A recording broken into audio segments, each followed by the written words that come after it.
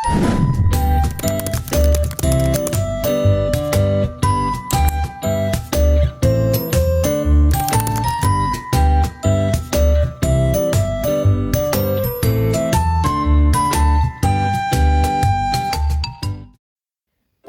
merupakan salah satu aspek penting dalam pembangunan suatu bangsa.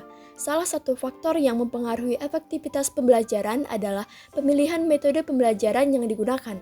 Hal ini relevan dengan konsep pembelajaran yang bertujuan untuk menciptakan lingkungan belajar yang menyenangkan dan menarik bagi siswa, sehingga dapat meningkatkan motivasi, minat belajar, dan prestasi akademik mereka. Namun, meskipun konsep pembelajaran yang menyenangkan menjanjikan banyak manfaat, belum banyak lembaga pendidikan yang menerapkannya secara konsisten. Pembelajaran yang menyenangkan perlu direncanakan agar murid dapat lebih fokus dan antusias terhadap materi yang disampaikan oleh guru. Maka dari itu, hal apa saja sih yang perlu diterapkan dalam menciptakan pembelajaran yang menyenangkan sehingga dapat memberikan kontribusi positif bagi peningkatan kualitas pendidikan di Indonesia? Yang pertama, menciptakan lingkungan belajar yang kondusif. Lingkungan belajar kondusif yang diharapkan yakni sebagai berikut. Yang pertama, menata ruang kelas belajar. Penataan ruang kelas yang baik, bersih, dan nyaman diperlukan untuk menghasilkan lingkungan belajar yang positif.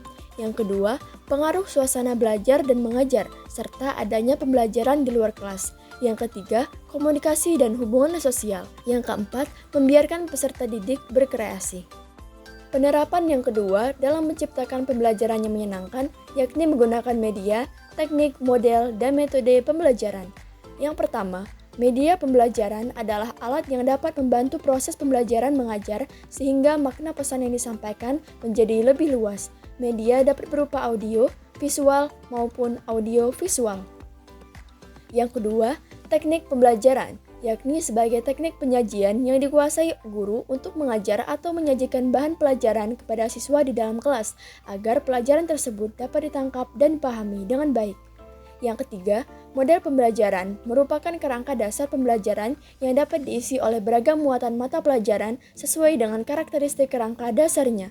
Yang keempat, metode pembelajaran adalah bagaimana upaya untuk mengimplementasikan rencana yang sudah disusun dalam kegiatan nyata agar tujuan yang telah disusun tercapai secara optimal. Penerapan yang ketiga dalam menciptakan pembelajaran yang menyenangkan yakni classroom setting. Classroom setting merupakan bagian dalam pengelolaan kelas agar sesuatu yang dikelola dapat berjalan dengan lancar, efektif, dan efisien. Beberapa prinsip dasar yang dapat kita lakukan ketika menyusun sebuah kelas, yakni memastikan bahwa seorang guru bisa dengan mudah melihat semua siswa. Yang kedua, prinsip kehangatan dan antusias. Guru yang hangat dan akrab dengan anak didik akan selalu menunjukkan antusias pada tugasnya atau pada aktivitasnya yang akan mendukung keberhasilan dalam melaksanakan pengelolaan kelas.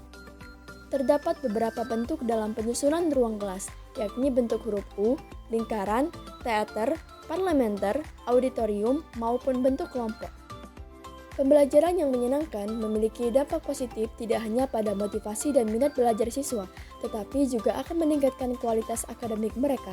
Penting bagi para pendidik dan pembuat kebijakan pendidikan untuk memperhatikan konsep pembelajaran yang menyenangkan dalam merancang strategi pembelajaran yang efektif dan menyenangkan bagi siswa.